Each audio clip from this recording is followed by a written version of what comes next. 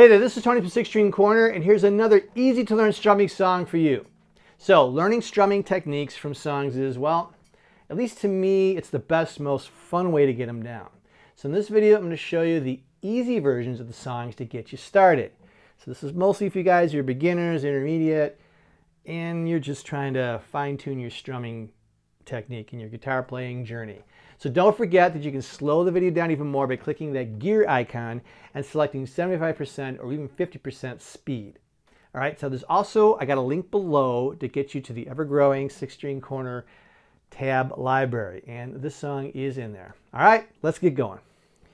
All right, I want to go over just a little bit on the technique for your strumming. Just make sure you get this right. Two things. One, for your hand and your arm, I always like to say that the wrist leads the arm.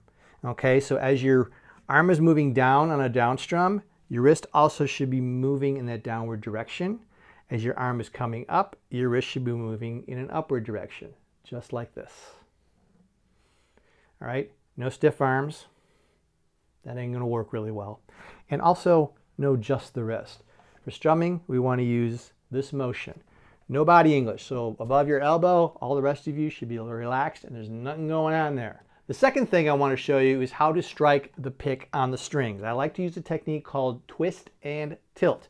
So twisting is simply twisting the pick this direction so that when I'm striking the strings, I'm striking on the edge of the pick and not on the flat of the pick. So I twist it, and I also like to tilt the pick this direction, which is a simple twist of the wrist so that I'm down strumming like this. And then when I up strum, I tilt the pick the other direction by twisting my wrist and coming up. Just like that.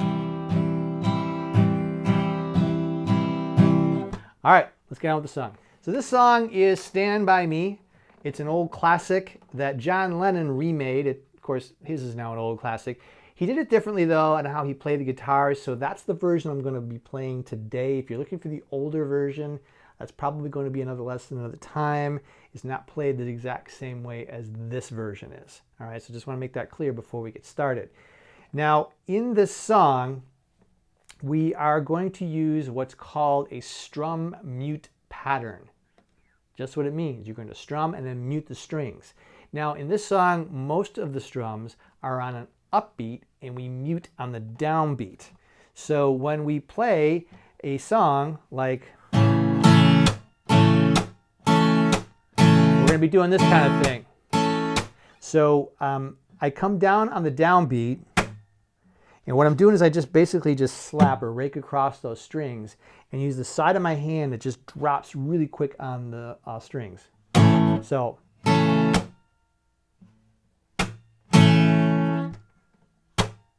you hear that. I like to hear that. And then up.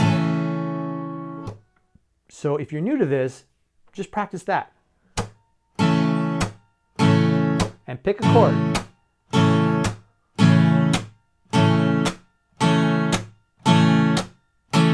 All right, and then you can just switch it up. You can pick any kind of chord. Now the chords we're going to use in this song, there are 4. Great, lovely, there's only 4. And we're using the capo on the 2nd fret, which all the chord names are going to be the shapes relative to the capo. They are not the actual chords. It's very important that you know that if you're not used to it. So with the capo on the 2nd fret, I'm going to play a G shape, which if you're on a piano or something without a capo, it's going to be an A chord. All right, and then we're going to use an E minor shape, which is an F sharp minor, something not using the capo, and then a C shape relative to capo 2, which is the same as a D chord, an actual D chord, and then here's the D shape relative to this, which is actually the E chord. So I'm going to be referring to them to the shapes. So I'm going to say G, E minor, C, and D. All right, that's how we're going to refer to it. The song itself is pretty simple once you get the strum mute, because that's pretty much the whole song. The song does a down up to start, which is not muted. And then right away, we come down to mute it. All right, so you can work on this part. All right, and then start adding your up strums, and really it's a series of 3 up strums with mutes in between. And then you're going to do that for a couple times for the G and for the E minor.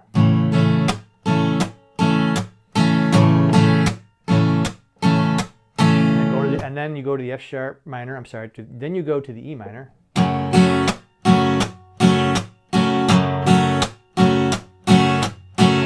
And then you're going to play the C and the D half as long as the other two chords you play it. So,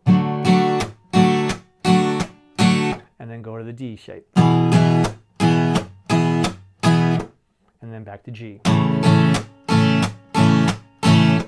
All right, so it's really important that you get that strum mute down. One other last note is when you're playing the C and the D shapes, I would strongly say, and I would strongly encourage you to make sure that your thumb here is muting the side of that string so you don't hear it.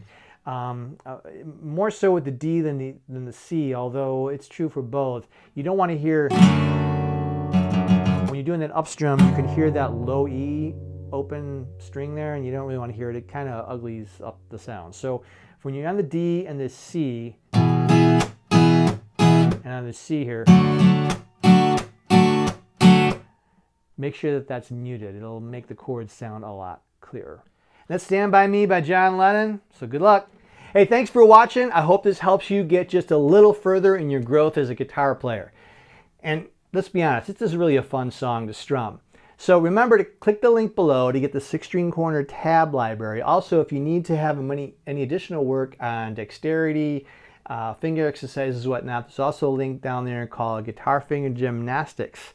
And that one also don't cost you anything. There's a bunch of more detailed videos on getting those fingers limber and get them stretched out and get them stronger so you can be a better player.